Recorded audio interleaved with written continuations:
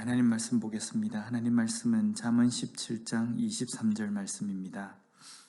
악인은 사람의 품에서 뇌물을 받고 재판을 굽게 하느니라. 아멘. 오늘 본문에서 악인의 행실에 대해서 말씀합니다. 먼저 악인은 사람의 품에서 뇌물을 받는다라고 말씀합니다. 여기에 품에서라고 표현이 되어 있는데 이것은 메헤크라는 단어로 마음으로부터 또 내부로부터라는 뜻입니다. 이것은 진심으로라는 의미라기보다는요, 은밀하게라는 의미입니다. 뇌물이라는 것은 당당하게 받는 것이 아닙니다. 은밀하게 받습니다. 다른 사람의 눈을 피해서 주는 사람도 그리고 받는 사람도 그렇게 몰래 주고받는 것이 뇌물입니다. 왜 이렇게 다른 사람의 눈을 피해서 뇌물을 주고받는 겁니까? 주는 사람이나 받는 사람이나 뇌물이라는 것이 결코 떳떳한 것이 아니라는 것을 알기 때문입니다. 부정한 것이고 잘못된 것을 스스로가 인정합니다. 그렇게 그 뇌물을 주고받는 그것이 악한 자들의 행동입니다.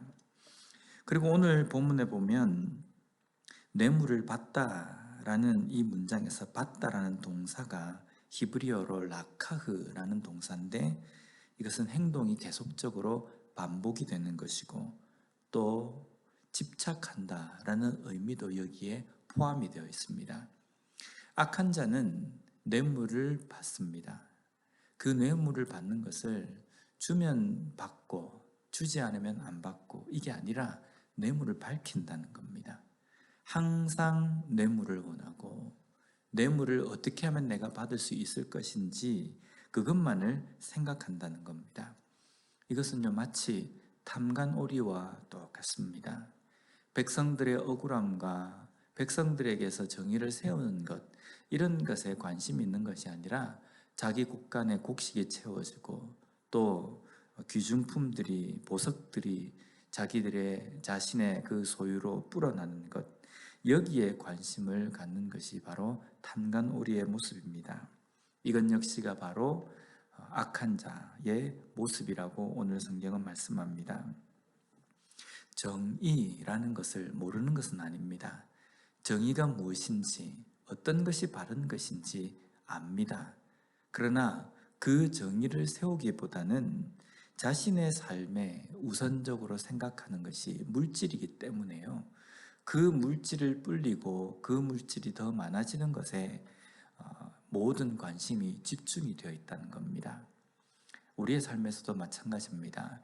내 삶에 무엇이 우선순위가 되어 있느냐 이것을 우리가 주의 깊게 우리의 삶을 돌아봐야 합니다.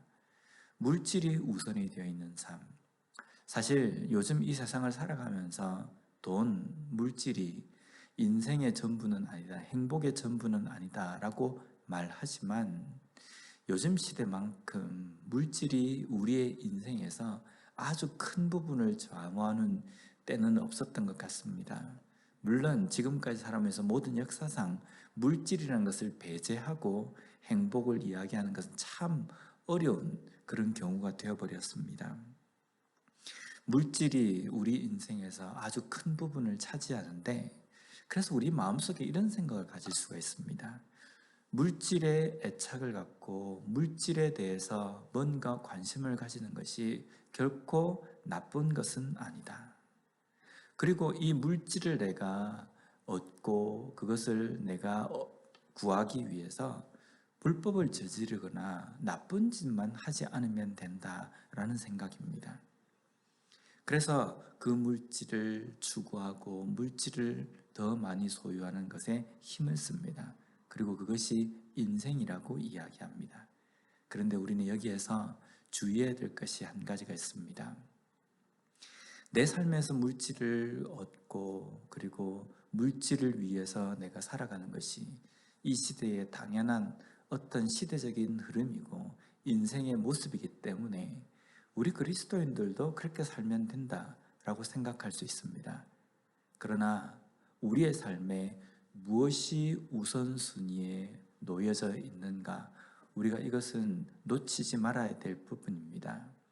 지금은 내가 물질 때문에 나쁜 짓을 하거나 부정을 행하지 않습니다. 그래서 물질을 우선순위하고 살아가는 것이 별로 나쁜 그런 행동이라고 여기지 않을 수 있습니다. 그러나 내 삶의 우선순위가 물질이 되어 있다고 한다면요, 점점점 그 일에 대해서 내 삶이 마비가 되어버린다는 겁니다. 그래서 지금은 정당한 부분으로 물질만 모으면 된다라고 생각하지만 시간이 지나면서 이 물질을 위해서 내가 무엇이든지 할 수 있다라는 그 지경까지 갈 수 있다는 겁니다. 그래서 우리는 지금 현재 내 삶에서 가장 작은 부분이지만 내 삶의 우선순위가 하나님 외에, 하나님 말씀 외에, 믿음 외에 다른 것이 올려지려고 하는 것을 우리는 민감하게 생각해야 된다는 겁니다. 우리의 삶의 우선순위를 하나님과 그 순위를 혼동해서는 안 됩니다. 이런 뇌물에 집착하는 악인은 그 뇌물로 재판을 굽게 한다라고 말씀합니다. 뇌물을 받고 재판을 굽게 한 것, 이것은 하나님께서 강하게 금하게 하신 일입니다. 그런데 재판이라는 것이 어떤 것입니까? 공의, 정의를 실현하는 것입니다. 어떤 것이 선한 것인지 그것을 분별하는 것이 재판이라고 이야기할 수 있습니다. 그런데 이 재판을 굽게 한다라는 것은요, 뇌물을 받은 사람 위주로 그것을 판결해 준다라는 의미입니다. 요즘 한국의 정치권에서 자주 쓰는 말이 있습니다. 내로남불. 내가 하면 로맨스고 남이 하면 불륜이다 라는 말을 자주 사용합니다. 이건 정의가 아닙니다. 똑같은 기준이 있는데 그 기준에 따라서 어떤 것을 판결하는데 내가 하면 선한 것이고 다른 사람이 하면 그것은 잘못된 것이다. 이것은 정의라고 이야기할 수 없습니다. 구약시대 때 이스라엘 백성들에게 이 재판을 굽게 한다는 것은 어떤 의미입니까?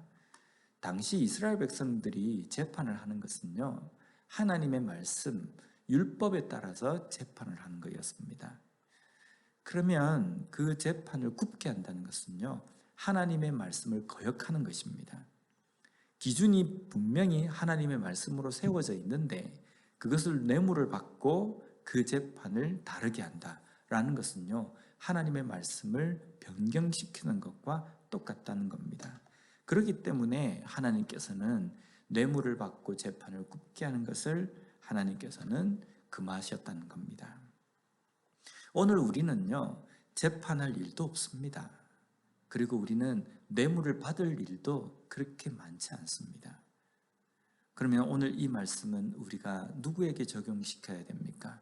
법을 집행하는 사람들, 아니면 어떤 규칙을 세우는 사람들에게만 이 말씀이 적용되겠습니까? 우리에게도 똑같이 적용됩니다.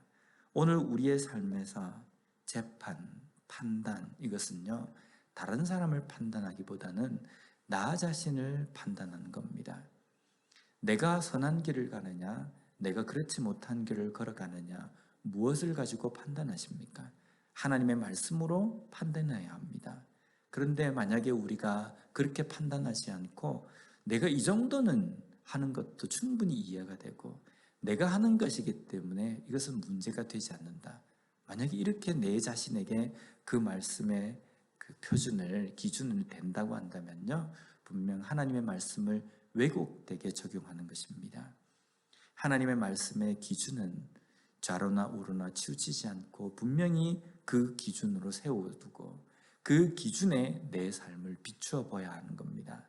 비록 내 마음이 좀 아프고 뭔가 찔림이 있고 하더라도 그 말씀 속에 정확하게 나 자신을 보는 것이 필요하다는 겁니다. 그래야지만이 내 삶의 말씀의 정의, 하나님의 정의가 제대로 세워질 수 있다는 겁니다. 내게 주신 그 기준으로 다른 사람을 판단하고 다른 사람을 정죄하는 것이 아니라 나 자신을 바로 봄으로 말미암아 오늘도 하나님께서 우리에게 명령하시고 우리에게 요구하시는 하나님의 그 정의 위에 온전히 걸어감으로 말미암아 우리의 삶을 통해서 주변에 있는 모든 사람들에게도 하나님의 말씀의 정의를 온전히 선포하며 보여주며 나아갈 수 있는 우리의 삶이 되었으면 좋겠습니다.